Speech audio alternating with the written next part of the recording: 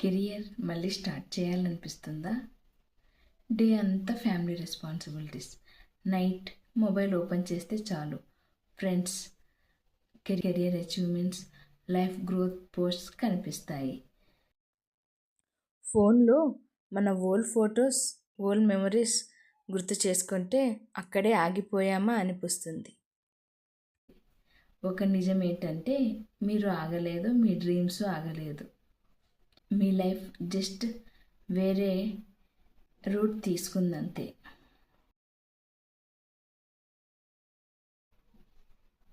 Destination same, but మీరు reach అవ్వడానికి కొంచెం టైం పడుతుంది అంతే.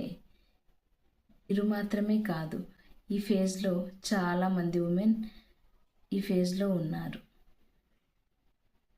నేను కూడా ఈ ఫేజ్ నుంచి ఓవర్కమ్ అయ్యి వచ్చాను.